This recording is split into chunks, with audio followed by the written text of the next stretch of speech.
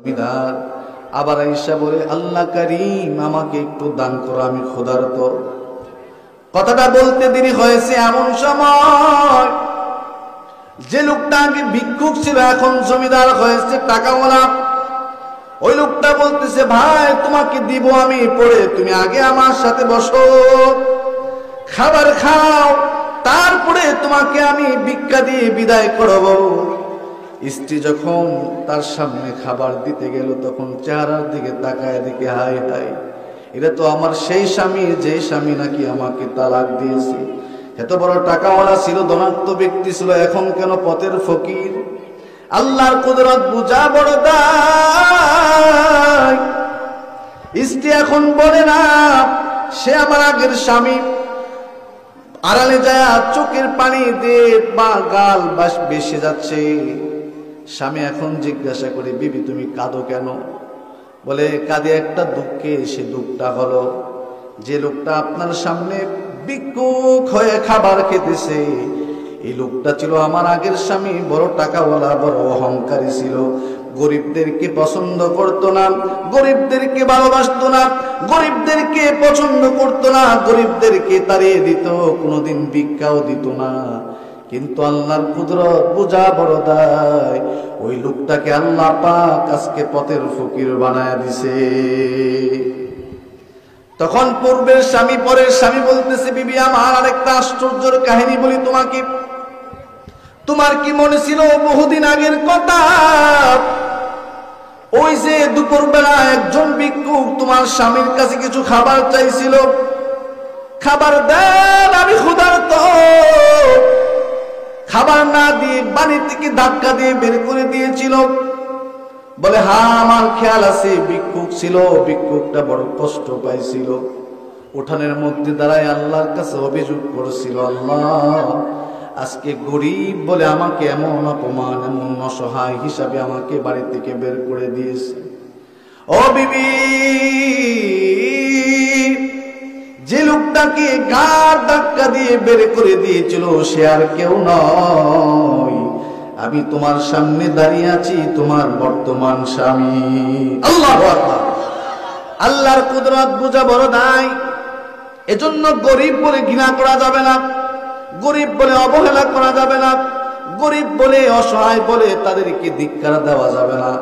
নবীর আদর্শ হলো গরিবদেরকে বুকে টেনে নাও, আমল দিয়ে আমল নামায় সব দিয়ে পরিপূর্ণ করে দিবে কে? বলেন না কে?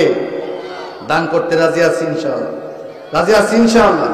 মানুষদেরকে, অসহায় মানুষদেরকে খাবার খাওয়ান, দরিদ্র মানুষদেরকে খাবার দেন, এতিমদের পাশে দাঁড়ান। আপনি অসহায় লোকদের পিছনে দাঁড়ান, রব আপনার পিছনে দাঁড়াবে। জোরে বলেন ঠিক না বেটি? দরিদ্র মানুষের পিছনে রহম করুন, রব আপনার সাথে রহম করবে। ঠিক না বেটি? আরেকটা ঘটনা বলে আমি শেষ করে দিব। আব্দুল্লাহ ইবনুল মুবারক বড় একজন যুগ শ্রেষ্ঠ ওলি ছিলেন। আব্দুল্লাহ ইবনুল মুবারক একদিন হজ করতে যায়া তিনি ক্লান্ত হয়ে কাবা শরীফের পাশে একটু হেলান দিয়ে শুয়ে আছেন। এমতো অবস্থায় তিনি স্বপ্নে দেখেন দুইজন ফেরেশতা একজন আরেকজনের সাথে কথা বলতেছে। বলতেছে কি? বলতেছে, শোনো, বর্তমান যে হজের মৌসুম চলতেছে জানো? এই হজের মৌসুমে কতজন হাজী সাহেব হজ করতে আসছে? বলে যে না জানি না। 6 লক্ষ হাজী হজ করতে আসছে। এক ফেরেশতা বলতেছে, তাহলে 6 লক্ষ হাজীদের হজের মধ্যে কয়জনের হজ কবুল হয়েছে বলো? বলে একজনের হজও আল্লাহর কাছে কবুল হয়নি। আব্দুল্লাহ ইবনুল মুবারক বড় আল্লাহর ওলি ছিলেন, তিনি তাকিয়ে দেখতেছেন কেন হজ কবুল হল। তিনি বলতেছে 6 লক্ষ হাজীদের হজ আল্লাহ পাক কবুল করছেন এমন একজন ব্যক্তির কারণে যে বর্তমান হজের মধ্যে আসেই নাই। তার নাম কি? তার নাম হলো আলী ইবনুল মুওয়াফিক, বাড়ি হলো দামেস্কে। সে হজ করতে আসে নাই, অথচ তার উসিলায় 6 লক্ষ হাজীদের হজ আল্লাহ কবুল করে নিয়েছে। বলেন আল্লাহু আকবার। আল্লাহর ওলি আব্দুল্লাহ ইবনুল মুবারক রাহমাতুল্লাহি আলাইহি ঘুম থেকে উঠে হজের কাজ শেষ করে সুদূর দামেস্কের দিকে রওনা হলো। আল্লাহর ওলি আব্দুল্লাহ ইবনুল মুবারক দামেস্কের অলিতে গলিতে ঘুরে ঘুরে ঘুরে ঘুরে তালাশ করতেছে আলী নামক ব্যক্তিকে। আলী নামক ব্যক্তি খুঁজে বের করলেন। নাম হলো আলী ইবনুল মুআফিক। সাধারণ একজন মানুষ, মুচি মানুষ, মুচি। রাস্তার পাশে বসে বসে মানুষের জুতা সেলাই করে। আরে ভাই, আল্লাহর ভয় রাসূলের প্রেম যদি দিলে তাকে রাস্তার মুচিও আল্লাহর ওলি হতে পারে। জোরে বলেন ঠিক না বেঠিক? আল্লাহর ভয় রাসূলের প্রেম যদি দিনে না থাকে আপনি টাকাওয়ালা হতে পারেন, আল্লাহর কাছে আপনার কোনো মূল্য নাই। আল্লাহ মানুষের চেহারা দেখেন না, আল্লাহ মানুষের ধন সম্পত্তি দেখেন না। ইন্নাল্লাহা লা ইয়ানজুরু ইলা সুওয়ারিকুম আমওয়ালিকুম ওয়ালাকিন ইয়ানজুরু ইলা কুলুবিকুম ওয়া আমালিকুম। আল্লাহ পাক মানুষের চেহারা দেখেন না, আল্লাহ পাক মানুষের সম্পত্তি দেখেন না। আল্লাহর কাছে প্রিয় হওয়ার জন্য আল্লাহ পাক মানুষের হৃদয়টা বেছে নেয়। আলী ইবনুল মুআফিক রাস্তার পাশে বসে বসে মানুষের জুতায় সেলাই করে, অথচ আল্লাহর সাথে গভীর সম্পর্ক। আলী ইবনুল মুআফিক রাস্তার পাশে জুতা সেলাই করে আর জবানের মধ্যে শুধু আল্লাহর পাকের জিকির, আল্লাহ আল্লাহ আল্লাহ আল্লাহ আল্লাহ আল্লাহ আল্লাহ আল্লাহ আল্লাহ। মাইকে কারেন্ট তো ওয়াজি করতে পারে নাই, শেষ করে দেই। 10-15 মিনিট থেকে কারেন্ট নেই, একটু 10 মিনিট শেষ করে দিব না। আল্লাহ আল্লাহ আল্লাহ আল্লাহ, লা ইলাহা ইল্লাল্লাহু মুহাম্মাদুর রাসূলুল্লাহ সাল্লাল্লাহু আলাইহি ওয়াসাল্লাম।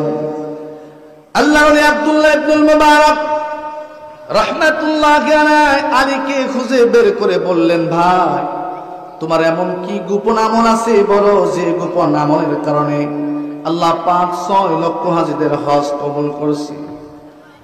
আলী ইবনুল মুআফিক বলে, ভাই আপনার পরিচয় চিনলাম না, আপনি কে? আব্দুল্লাহ ইবনুল মুবারক রাহমাতুল্লাহি আলাইহি বলে, আমার নাম হলো আব্দুল্লাহ। বলে, কোন আব্দুল্লাহ যিনি জগৎ বিখ্যাত আল্লাহর ওলি? বলে, হ্যাঁ। আলী ইবনুল মুআফিক বেহুশ হয়ে গেলেন। জগৎ বিখ্যাত বড় ওলি আমার ঘরের সামনে। বলে, ভাই তোমার মধ্যে কি আমল আছে বলো, যে আমলের কারণে আল্লাহ পাক 6 লক্ষ হাজীদের হজ কবুল করে নিয়েছে? বলে, হুজুর আমি একজন গরিব মানুষ, টাকা নাই, পয়সা নাই, ধন নাই, সম্পত্তি নাই, কিছুই নাই। মনের মধ্যে বড় আশা, মদিনায় যাব, আল্লাহর ঘর বাইতুল্লাহ কাবা দেখব। হুজুর আমি দরিদ্র মানুষ, টাকা নাই।